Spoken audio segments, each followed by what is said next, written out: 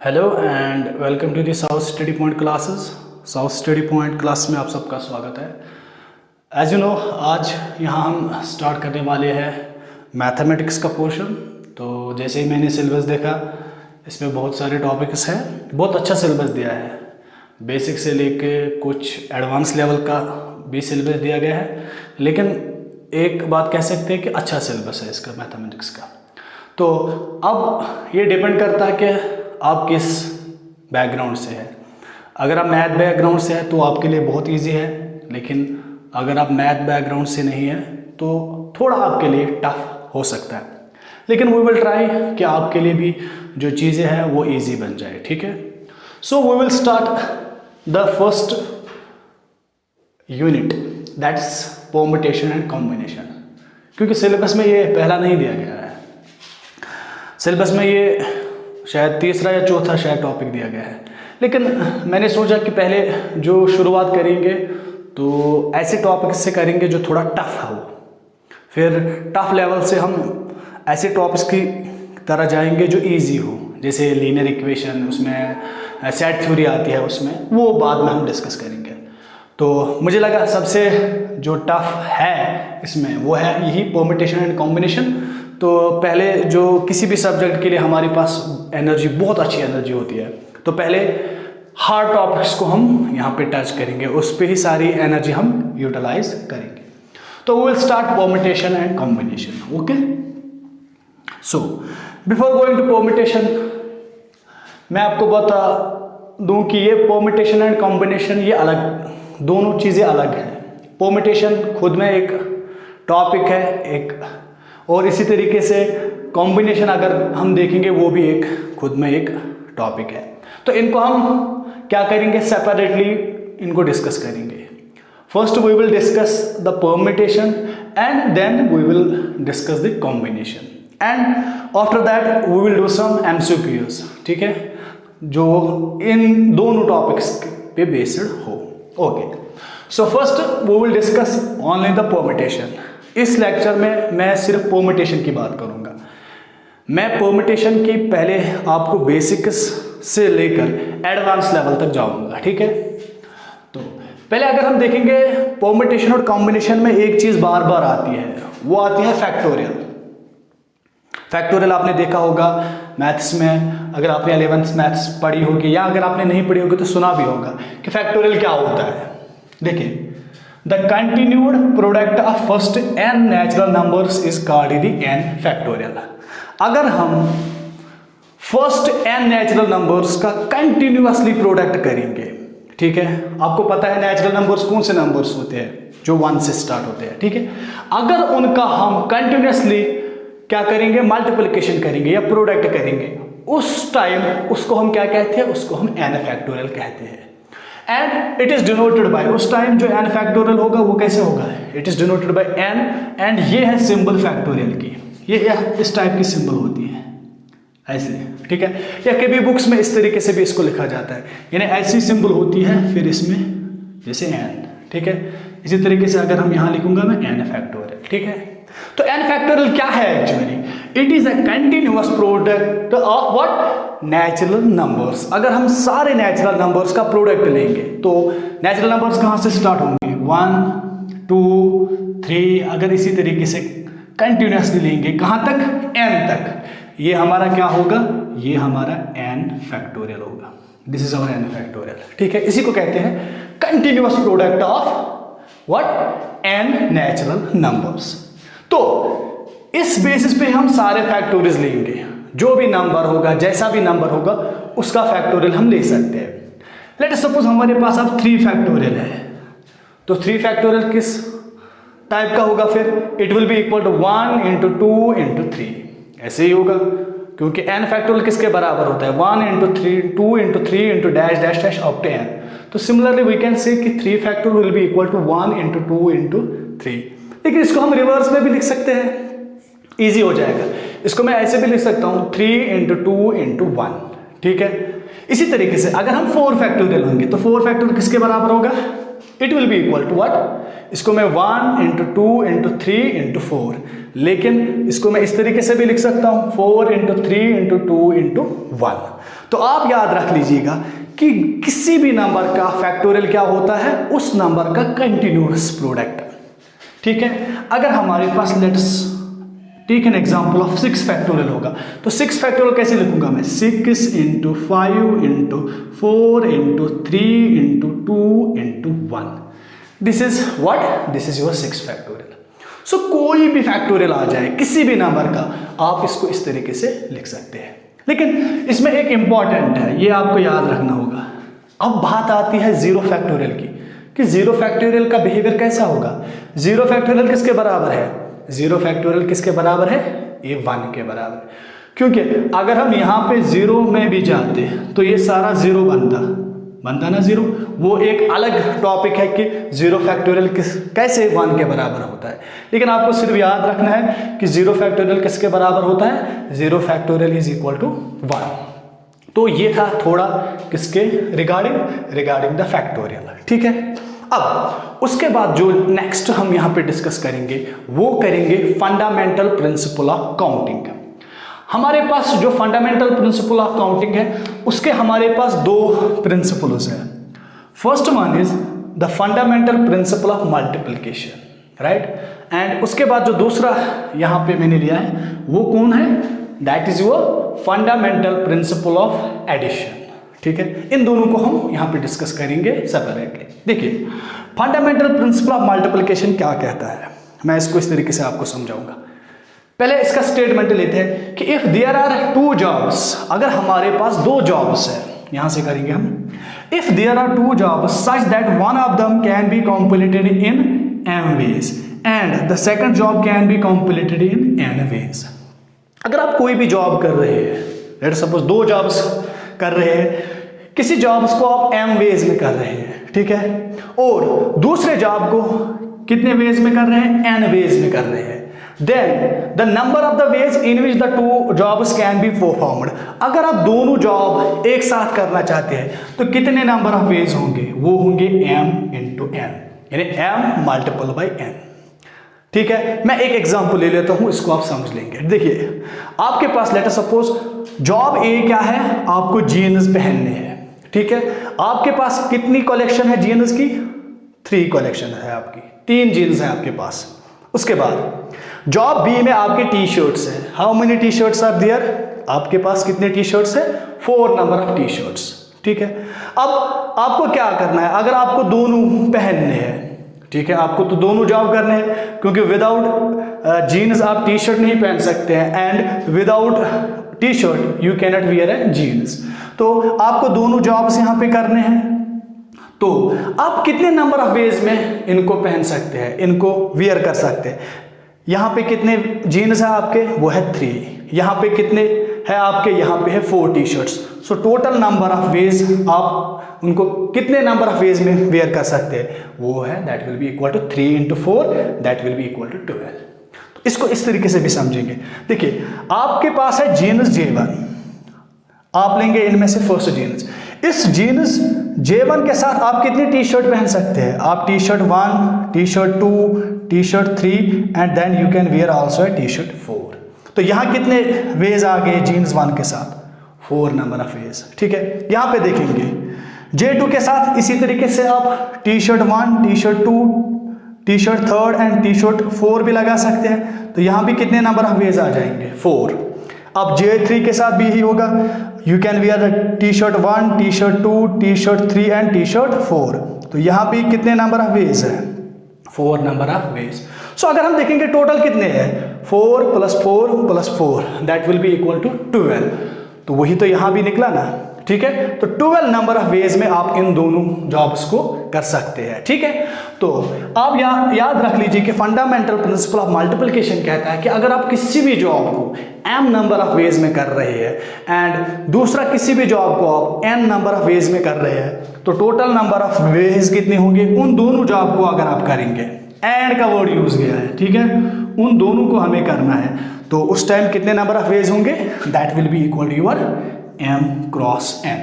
ठीक है, ये है हमारा फंडामेंटल प्रिंसिपल ऑफ मल्टीप्लिकेशन। आगे इस पे क्वेश्चंस भी हम करेंगे। अब चलते हैं नेक्स्ट वन, जो हमारा नेक्स्ट वन है वो क्या है, that is the fundamental principle of addition. देखिए फंडामेंटल प्रिंसिपल ऑफ एडिशन क्या कहता है कि अगर आपके पास दो जॉब्स है such that they can be performed independently मतलब आपको ये रेस्ट्रिक्शन नहीं है कि आपको दोनों जॉब्स करने हैं, दोनों में से आप चाहे ए जॉब कर सकते हैं या बी जॉब्स कर सकते हैं। लेट्स एग्जांपल ले रहे हैं हम कि आप पहले जॉब को m वेज में कर रहे हैं एंड दूसरे जॉब को n नंबर ऑफ वेज में कर रहे हैं, then either of the two jobs, यहाँ पे either of the two jobs है, यहाँ पे either of the two jobs यानी दोनों में से आप अगर एक ही जॉब करना चाहते हैं तो कितने नंबर ऑफ वेज में करेंगे आप, ठीक है। तो उस टाइम क्या होगा, उस टाइम होगा m प्लस n वेज। यहाँ पे था m multiple by n ways, यहाँ पे क्या होगा m प्लस n वेज। कैसे, इसको भी हम यहाँ पे देखेंगे। लेट्स इस स्टेटमेंट को समझने के लिए एक we will take an example. आपके पास रेड टाई है और ब्लू टाई है, टाई बांध के आप जाएंगे, आपके पास दो कलेक्शन है, दो कलर्स की कलेक्शन है, आपके पास एक रेड टाई की कलेक्शन है, दूसरी ब्लू टाई की कलेक्शन।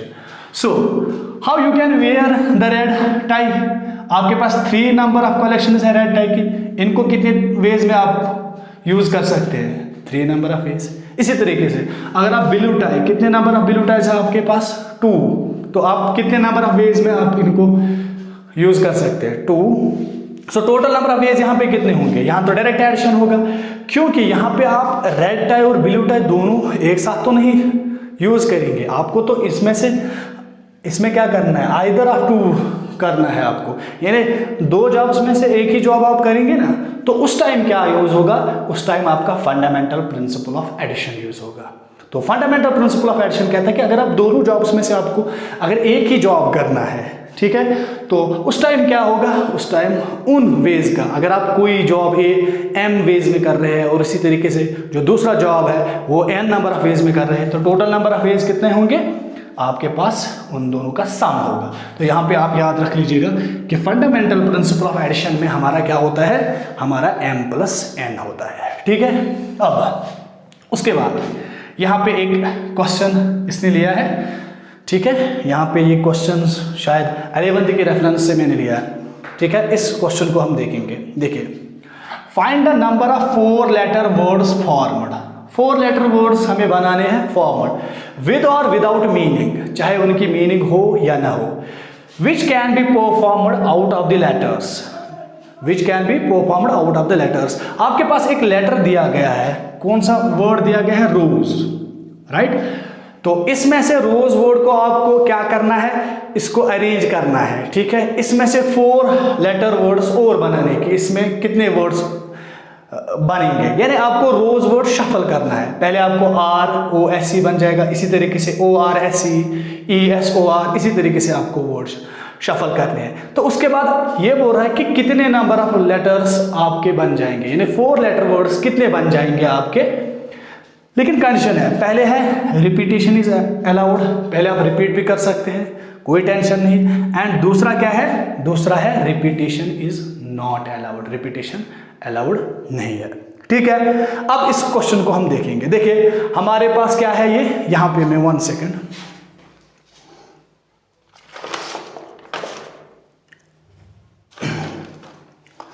सॉरी फॉर दिस, यहां पे मैं इसको थोड़ा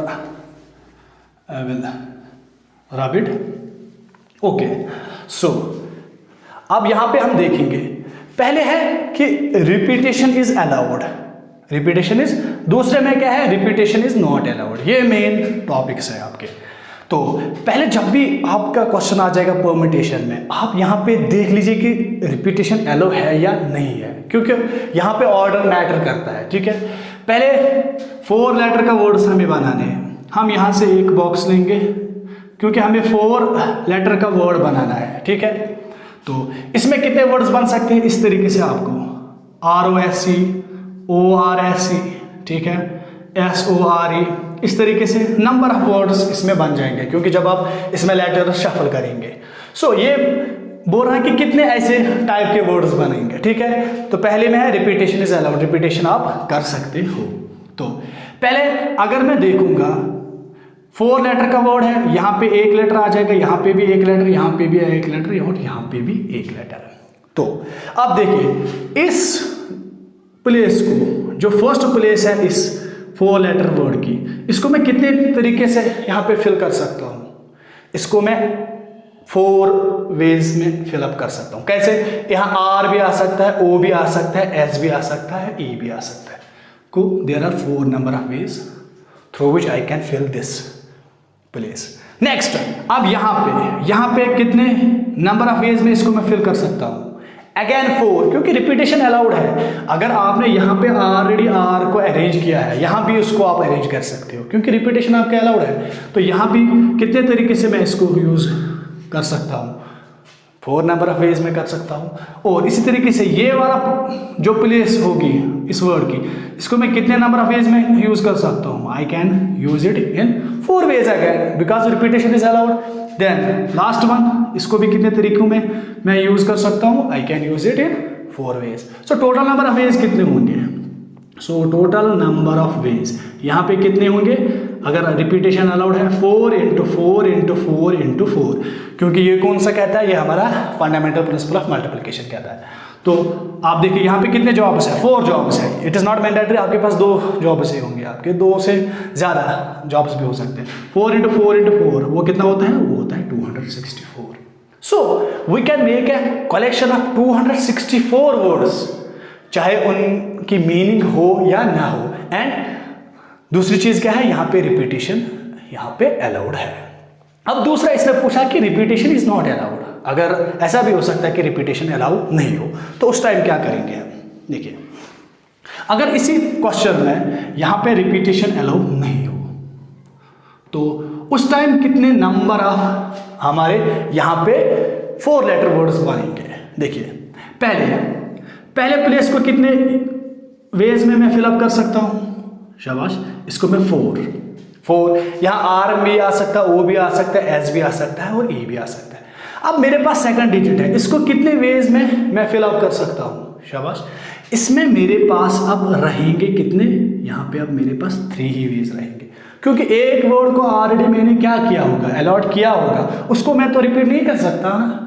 अगर let's take an example, R को मैंने यहाँ पे रिपीट किया, अब आर को आगे मैं रिपीट कर सकता हूँ? नहीं, I can not do it, क्योंकि रिपीटेशन अब अलाउड नहीं है। तो इसको मैं कितने वेज में कर सकता हूँ? इसको मैं 3 नंबर ऑफ वेज में कर सकता हूँ। उसके बाद अगर हम देखेंगे ये वाला, इसको मैं कितने नंबर ऑफ वेज में कर सकता हूँ? इसको मैं 2 नंबर ऑफ वेज में ही कर सकता हूँ, क्योंकि आगे मैंने 2 किए हैं ऑलरेडी, अब वो यहाँ पे नहीं अलाउ है मेरे लिए। और लास्ट वाला कितने वेज में मैं कर सकता हूँ? इसको मैं सिर्फ 1 वेज में यूज कर सकता हूँ। तो टोटल नंबर ऑफ वेज कितने होंगे? 4 × 3 × 2 × 1, वो कितना होगा टोटल? हाँ, 4 × 3 12, 12 × 24 वेज उस टाइम होंगे जब आपकी रिपीटेशन अलाउ नहीं है। तो इस तरीके से इस क्वेश्चन को हम यूज करेंगे। सो मैटर करता है कि रिपीटेशन अलाउ है या नहीं है। अगर अलाउ है तो उस टाइम अलग number of digits 4 letter words बनेंगे यहाँ पे, एंड अगर अलाउ नहीं है तो उस टाइम थोड़ा सा सिनेरियो डिफरेंट होगा। अब दूसरा क्वेश्चन इसने किया है, how many 3 digit words, how many 3 digit numbers होंगे can be formed without using the digits. आपको क्या बनाना है? आपको अब 3 डिजिट वाला कोई नंबर बनाना है, लेकिन आपको कौन से डिजिट्स यूज करने हैं? ये जो डिजिट्स इसने दिया है, क्वेश्चन थोड़ा अलग है। आमतौर पर क्वेश्चन पूछा जाता है कि विद यूजिंग द डिजिट्स, लेकिन इसने एक यहाँ पे पर्टिकुलर चीज यहाँ पे दी है, without using the digits. In digits को आपको यूज नहीं करना है, ठीक है? इन डिजिट्स को आपको यूज नहीं करना है, आपको 3 डिजिट वाले वर्ड्स बनाना है। देखिए किसको यहाँ पे यूज नहीं करना है, इसने कहा है 0 2 3 4 5 6 को यूज नहीं करना है। तो हमें कौन कौन सा यूज करना है? 1 यूज करना है हमें, इसी तरीके से 2 तो यूज नहीं करना है, 3 भी नहीं करना है, 4 भी नहीं करना है, 5 भी नहीं करना है, 6 भी नहीं। उसके बाद 7 करना है यूज, 8 करना है, और उसके बाद 9 को यूज करना है। अब इन वर्ड्स में से हमें क्या बनाना है? 3 डिजिट वर्ड बनाना है। सॉरी, 3 डिजिट वर्ड नहीं होता है, 3 डिजिट नंबर होता है, ठीक है? यहाँ पे 3 डिजिट नंबर हमें बनाना है, ठीक है? वर्ड्स कितने हमारे पास है? 4, ठीक है? तो यहाँ पे जो नंबर्स हैं इसमें रिपीटेशन अलाउ होगी, क्योंकि यहाँ पे रिपीटेशन का कुछ फंडा नहीं है, नंबर्स में रिपीटेशन का फंडा नहीं होता है, ठीक है? तो यहाँ पे रिपीटेशन अलाउ है, ठीक है? यहाँ पे रिपीटेशन या नॉन रिपीटेशन का कोई फंडा नहीं है। तो पहले देखेंगे, पहले मुझे इसकी यूनिट प्लेस, उसके बाद इसकी टेंस प्लेस और हंड्रेड्स प्लेस को फिल करना है। यहाँ मैं कितने तरीकों मैं इसको मैं फिल कर सकता हूँ। यहाँ 1 भी आ सकता है, 7 भी आ सकता है, 8 भी आ सकता है, 9 भी आ सकता है। So I can fill it in 4 veg.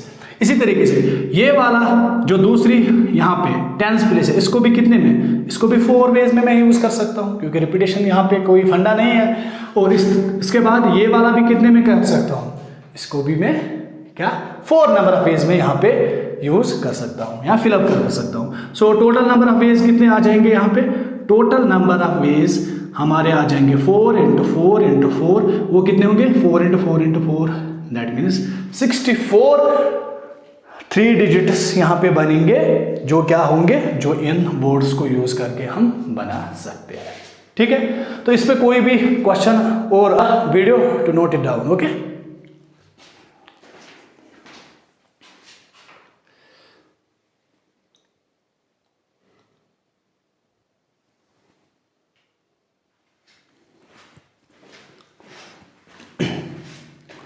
okay, so now we will discuss some questions that are based on the fundamental principle of multiplication. Okay, so first question is from a committee of 8 persons, हमारे पास एक committee है, कितने persons है इसमें, 8 persons है इसमें। ठीक है, in how many ways we can choose a chairman, we have to choose 8 persons है टोटल, 8 चेयरमैन सिलेक्ट करना है and also a vice chairman. Assuming 1 person can not hold more than 1 position, ये देखिए जो एक पर्सन है उसके पास एक ही पोजीशन होनी चाहिए, यानी ऐसा पर्सन नहीं होना चाहिए जो चेयरमैन भी हो एंड वाइस चेयरमैन भी हो, यानी repetition of same job is not allowed, ये यहाँ पे याद रखना है। तो यहाँ पे हमें कितने मेंबर्स की बनानी है, हमें 2 मेंबर्स की कमेटी बनानी है। ठीक है, यहाँ पे मैं 2 मेंबर्स की कमेटी बनाऊंगा। अब इसमें कितने पर्सन्स हैं हमारे, 8 पर्सन हैं। तो अगर मैं ये फॉर एग्जांपल ये मैं चेयरमैन लेता हूँ और ये वाला I will take it vice chairman. So how many persons I can settle at there, कितने पर्सन्स मैं सेटल यहाँ पे कर सकता हूँ, यानी इस चेयरमैन की पोस्ट को कितने वेज में मैं फिलअप कर सकता हूं। I can fill up it with 8 number of veg, है ना, बिल्कुल है, क्योंकि 8 नंबर ऑफ पर्सन, इसमें चेयरमैन तो कोई भी बन सकता है यार 8 नंबर ऑफ पर्सन में। इसके बाद दूसरा है, अब वाइस चेयरमैन की पोस्ट को कितने पर्सन यहां पे फिलअप करेंगे। अब एक पर्सन तो आगे मैंने दे दिया है, वो तो वाइस चेयरमैन फिर नहीं बन सकता है, तो अब हमारे पास कितने चॉइसेस रह गए, we are left with only 7 choices. So total number of ways कितने हो जाएंगे, total number of ways, okay बेटा, how much, 8 × 7 that will be equal to 56, 8 × 7। So 56 number of क्या बनाएंगे हम, नंबर ऑफ वो वेज में हम चेयरमैन एंड वाइस चेयरमैन हम बना सकते हैं। Okay, now who will discuss the permutation definition. Okay, it was all about the fundamental principle of counting, that is fundamental principle of multiplication and fundamental principle of addition, वो याद रखेंगे आप, वो भी इंपॉर्टेंट है।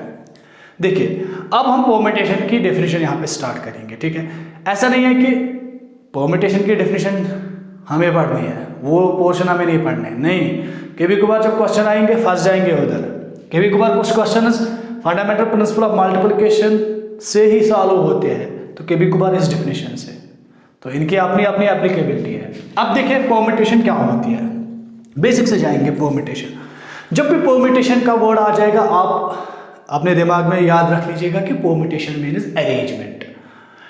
परमुटेशन को आप अपने क्या माइंड में हटा लीजिए, परमुटेशन की जगह आप एक नए वर्ड का जन्म देंगे, दैट्स अरेंजमेंट। ठीक है, अब अरेंजमेंट क्या है, arrangement which can be made by taking some और all of a number of things is called permutation. ठीक है, देखिए कभी कभार हमारे घर में बहुत सी सिचुएशन आती है कभी कभार हमारे पास क्या होते हैं, जब हमारी कोई वेडिंग होती है किसी की, तो हमारे पास लिमिटेड नंबर ऑफ रूम्स होते हैं, फिर हमारे गेस्ट्स बहुत आते हैं। तो आपको कभी कभार आपने देखा होगा कि आप किस तरीके से उन गेस्ट्स को अरेंज करेंगे अपने घर में, जो लिमिटेड रूम्स है उस टाइम, क्योंकि उस टाइम अगर आप देखेंगे नंबर ऑफ गेस्ट ज़्यादा होते हैं। तो वही सब परमिटेशन है, किस तरीके से आप गेस्ट्स को अपने रूम्स में सेटल करेंगे, उनको अरेंज करेंगे, that is all the permutation. ठीक है, देखिए कैसे होगा। इफ देयर आर 3 अल्फाबेट्स, ठीक है, अल्फाबेट्स आपके पास कितने हैं? 3 अल्फाबेट्स है, A, B and C। Then the permutation of the alphabet is taking 2 together. अगर इनमें से हम 2 अल्फाबेट्स लेंगे, उनका अरेंज करेंगे, तो कितने नंबर ऑफ क्या बनेंगे? परमिटेशन हमारे बनेंगे, यानी कितने नंबर ऑफ अरेंजमेंट्स आपके बनेंगे। यानी आपके पास क्या है? आपके पास 3 गेस्ट्स है। क्या है? 3 गेस्ट्स है, 3 गेस्ट्स है आपके पास। अब आपको क्या करना है? आपको 2 गेस्ट्स एक साथ एक रूम में रखने हैं। ठीक है, 3 गेस्ट्स है आपके पास, A, B और C। उनको क्या रखना है? आपको रूम्स में रखने हैं, लेकिन कंडीशन है कि 2 एक साथ होने चाहिए, 2 तो एक साथ सोएंगे। तो आप किस तरीके से इनको रखेंगे? तो आपके यानी कितने नंबर ऑफ रूम्स आपके होने चाहिए ताकि ये जो 2 इनको एक साथ रखने हैं ये फिलफिल हो जाए। देखिए, या तो A भी आप एक साथ रख सकते हैं, या BC को आप एक साथ रख सकते हैं, या AC को, या BA को, या CB को, या CA को। तो कितने नंबर ऑफ परमिटेशंस हैं? 6। यानी you need 6 number of the rooms, तब जाके 2 गेस्ट्स एक साथ रह सकते हैं। ठीक है, इसी तरीके से अगर कंडीशन ऐसा भी हो सकता है कि आपको 3 अल्फाबेट्स टुगेदर, यहाँ अल्फाबेट्स की मैंने ली है, यानी आपको क्या करना है? आपके पास 3 गेस्ट्स हैं, लेकिन तीनों एक साथ सोना चाहते हैं। ठीक है, तो आप किस तरीके से सोएंगे? इसमें रूम में भी अरेंजमेंट डिफरेंट होगा। तो या तो A, B और C, ऐसा नहीं है एक ही रूम में सब सोएंगे, लेकिन यहाँ पे मैंने बोला ना कि यहाँ पे ऑर्डर भी मैटर करता है, ऑर्डर भी है। यहाँ पे A, B, C ऐसे सोएंगे, ऐसा नहीं चलेगा तो कैसे?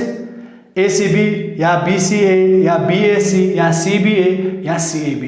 तो कितने वेज में यहाँ पे उस परमिटेशंस पॉसिबल है? यहाँ भी कितने हैं? 1, 2, 3, 4, 5 एंड 6 नंबर ऑफ परमिटेशंस यहाँ पॉसिबल है।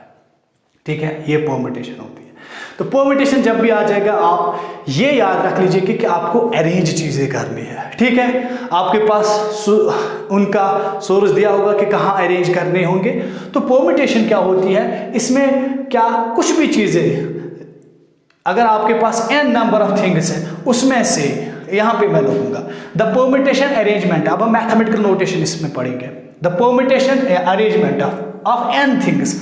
अगर आपके पास n थिंग्स है, अब यहाँ पे लिमिटेड नहीं है कि आपके पास कुछ ही थिंग्स है, n थिंग्स लेंगे हम, taking r at a time, लेकिन उनमें से क्या आपको लेने हैं? r लेने हैं। या तो आपको कभी कभार ऐसा भी आ सकता है कि सारे आपको अरेंज करने हैं। ठीक है, जैसे मैंने आपको बोला कि सभी गेस्ट्स को आपको क्या रूम्स अलॉट करने हैं सोने के लिए, तो कभी कभार कुछ गेस्ट्स को आपको रूम्स नहीं देने पड़ेंगे। ठीक है, तो यहाँ पे अगर n थिंग्स है हमारे पास, उनमें से कितने का अरेंज करना है? r अरेंज करना है। तो इनको अरेंज करेंगे एक फॉर्मूला, इसको हम कहते हैं NPR। तो जब भी बुक्स में आप NPR देखेंगे, what is NPR?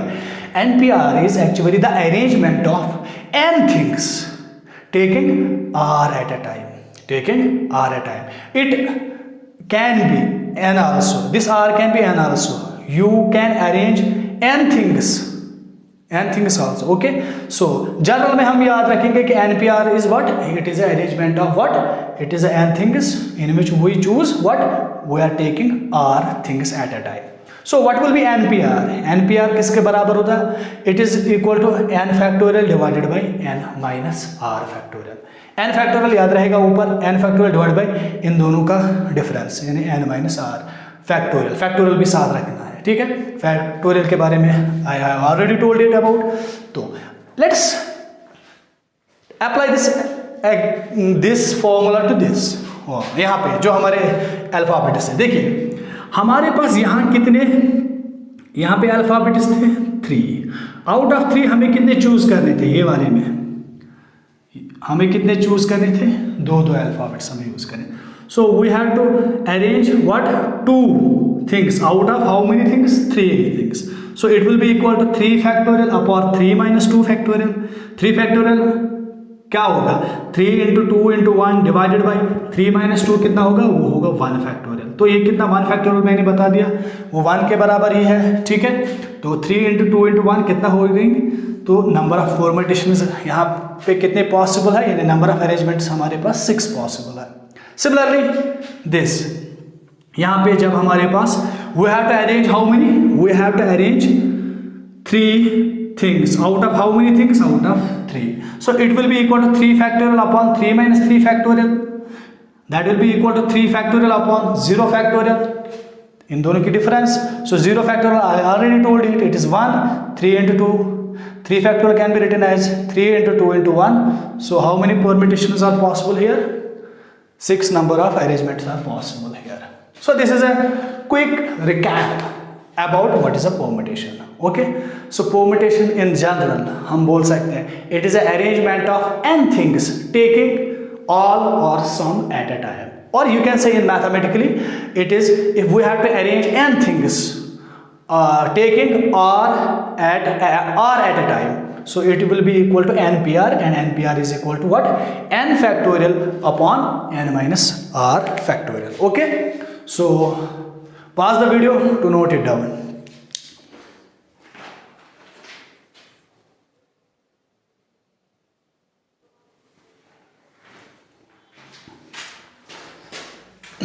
Okay, so now we will discuss some questions based on permutation. Okay, so first question is, how many ways 3 different rings can be worn in the 4 fingers with at most 1 in each finger?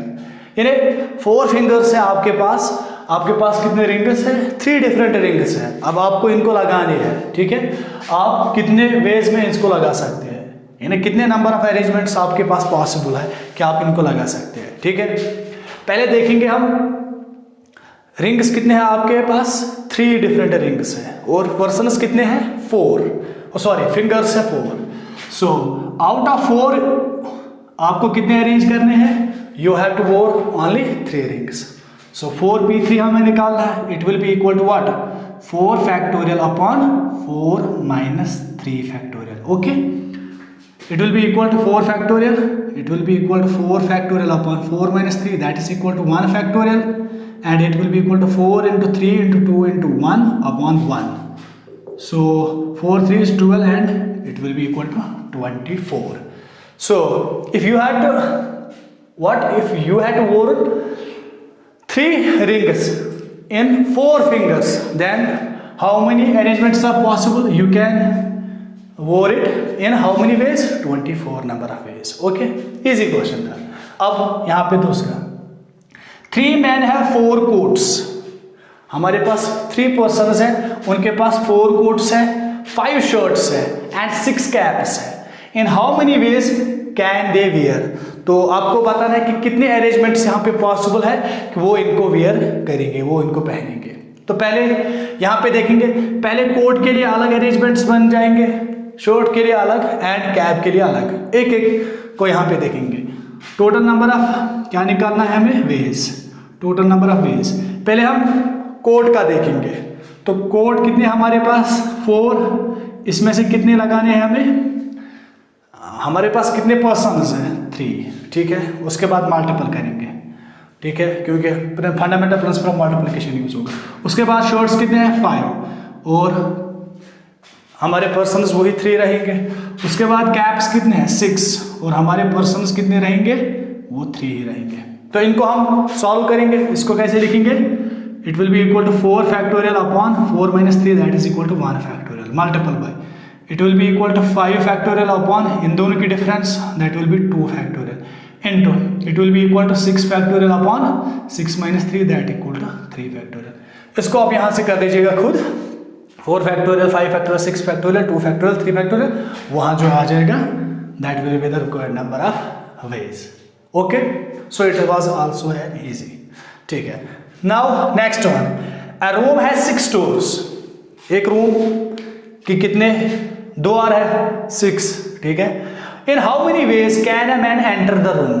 अब एक बंदे को अंदर जाना है, room के अंदर जाना है, थ्रो वन डोर, जाएगा तो अंदर एक ही door, and came out through the remaining door, लेकिन बाहर इसको कितने में निकलना है, बाहर उसकी चॉइस है, बाहर वो किसी भी रूम से बाहर आ सकता है। ठीक है, तो कैसे करेंगे इसको? ठीक है, मतलब एक बंदा है, एक बंदे को एक रूम में जाना है, उसके कितने द्वार हैं, यानी 6 डोर्स है। ठीक है, उसमें से क्या करना है, एक ही रूम से वो एंटर करेगा। ठीक है, एक रूम से एंटर करेगा और उसके पास जब एंटर होने के बाद उसके पास चॉइस है, वो किसी भी क्या डोर से बाहर आ सकता है। तो हमारे पास कितने यहाँ पे चॉइसेस हैं? 2 चॉइसेस हैं यहाँ पे उसके पास, है ना।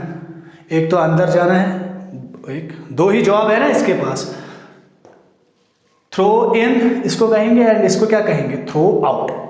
तो in how many ways he can enter, कितने वेज में वो जा सकता है? 6 डोर्स है उसके पास, 6 के 6 यहाँ पे अवेलेबल है। And came out through the remaining door, लेकिन जिस डोर के अंदर वो जाएगा उससे तो वापस नहीं आना इसको, उसको तो रिमेनिंग डोर्स में से वापस आना है। मतलब जिस डोर के थ्रू वो अंदर गया उसके थ्रू वो वापस नहीं आ सकता है। तो उसके बाद इसके पास कितने बचे? उसके पास 5 वेज बचे, 5 वेज में वो जा सकता है बाहर। तो टोटल नंबर ऑफ वेज कितने होंगे? It will be 6 × 5 that is equal to 30। So 30 number of ways में वो इन और आउट जा सकता है। ठीक है, उसके बाद ये है फंडामेंटल प्रिंसिपल ऑफ मल्टीप्लिकेशन की। यहाँ पे परम्यूटेशन के भी थ्रू इसको सॉल्व कर सकते हैं, लेकिन वो डिफिकल्ट होगा उस टाइम। यहाँ पे जब हमने परम्यूटेशन वर्ड यूज किया तो मैंने कहा कि arrangement of different objects, different things हमने यूज किया, लेकिन जिसको हम डिफरेंट या डिस्टिंक्ट ऑब्जेक्ट्स कहते हैं। लेकिन कभी कभार कुछ ऐसे वर्ड्स भी आते हैं, कभी कभार कुछ ऐसी सिचुएशंस आती हैं जहाँ पे जो ऑब्जेक्ट्स होते हैं वो डिस्टिंक्ट नहीं होते हैं। जैसे ये क्वेश्चन इसी के बेसिस है, how many arrangements can be made with the letter of the word mathematics. Mathematics word है हमारे पास, इसको हम कितने अरेंजमेंट्स में यहाँ पे क्या करेंगे, इसको अरेंज करना है, कितने अरेंजमेंट्स यहाँ पे पॉसिबल है।